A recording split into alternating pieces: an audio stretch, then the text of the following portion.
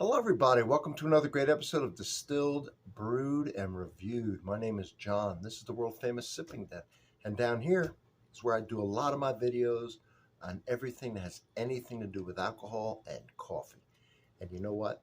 I have the playlist to prove it. That playlist is so entertaining, is so great. And you want to know the number one thing? It's free. I put it together just for you. Go in there, check out those titles. I'll see you in a month. But hell, I'll see you every day when we talk on the videos because you're going to be ate up with.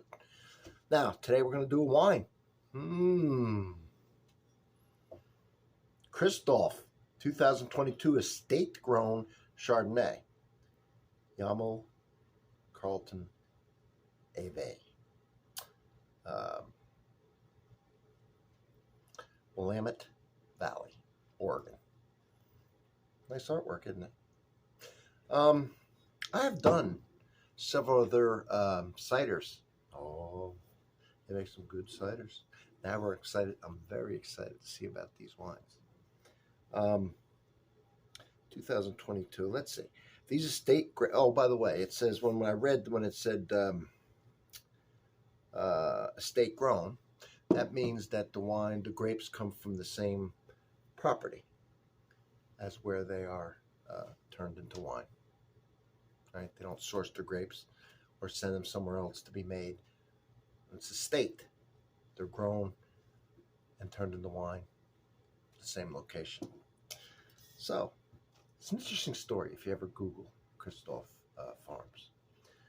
These estate grapes come from hand-tended vines on the Kristof family farm, which we say absolutely objectively, of course, is the most beautiful farm in the world. It has been home to 3 generations of Kristofs over the last half-century. Our saga began here with the family patriarch, a European war refugee who was sponsored by Oregon families and arrived penniless and unable to speak English in 1952. Well, not really that long ago. He fell in love with the Willamette Valley and ended up on his farm in the hills outside of Yam Hill.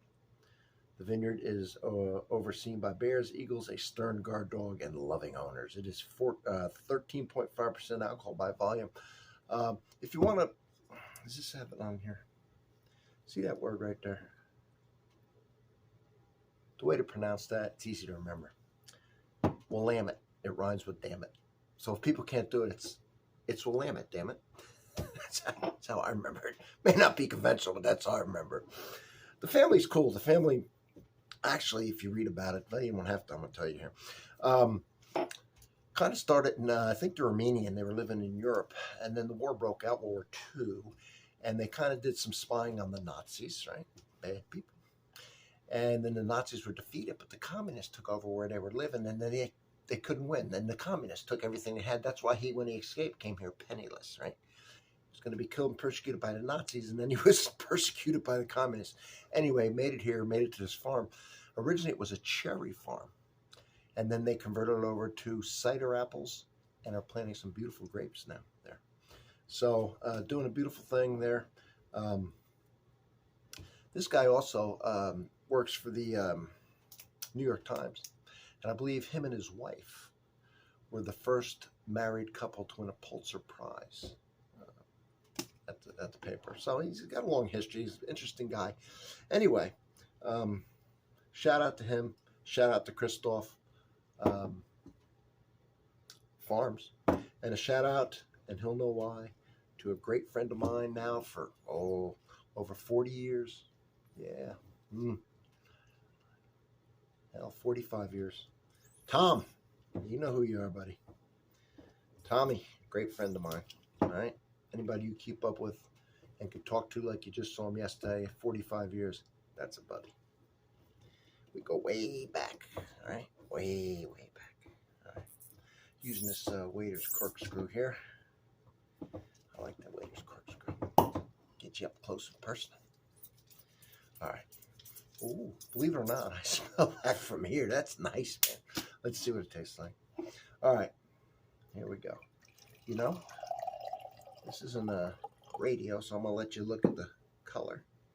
What do you think? Straw gold? Yeah. All right. Oh, the best part. What am I doing? This was aged for 10 months on French oak. Yeah, French oak, 10 months. Probably have a little bit of spice to it. French oak tends to throw a little spice, a little less of the wood type taste. We'll see. Ooh, that smells.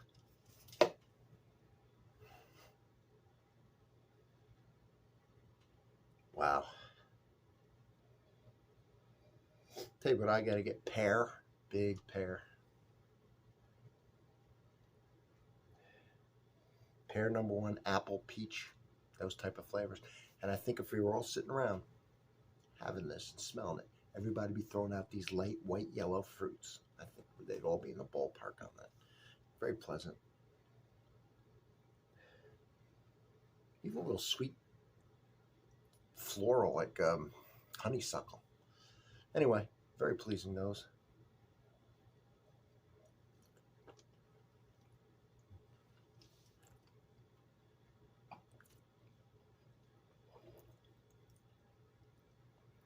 It's just an acclimation sip, right? You know how I do. You should always take 1 or 2 acclimation sips. Cleanse your palate, get whatever taste was in there, whatever you might have been eating earlier, and then start from about the 2nd or 3rd sip. It's the best way to do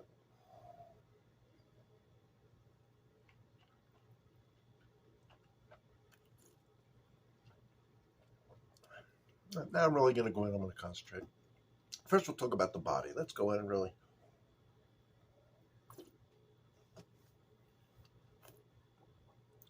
Right off the bat, I'm going to tell you what I like about this. It's 10 months in French oak, but it's not over oaked. It's not too oaky. I don't like them too oaky. I like more of the French style, more of the burgundy. This gives the kiss of the oak and brings out some of the viscosity. Nice mouthfeel to it, but it's not over oaked by any way, and I like that. I'm glad they didn't do that. It's got nice mouthfeel to it, nice viscosity to it, and a nice balance between the acid and the fruit.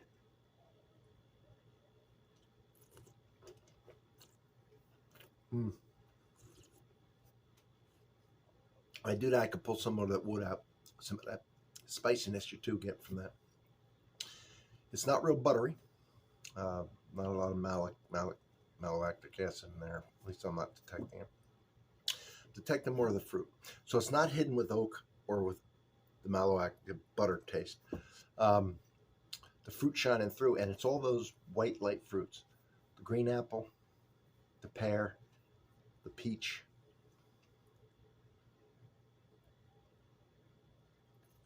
Mm-hmm. So if you don't like an over oaked, you don't necessarily like an unoaked. You like oak to be part of the picture, right? To help fill it in, to kind of meld like a great chili that's been simmering all day, and all the flavors marry, none overtake. Then this might be for you. They've done a fine job with this. This is $45. But if you buy, they have case discounts, and I think, and I don't want to quote too much about it, that they do have a wine club and different packages, and I think you can kind of go in on a Zoom type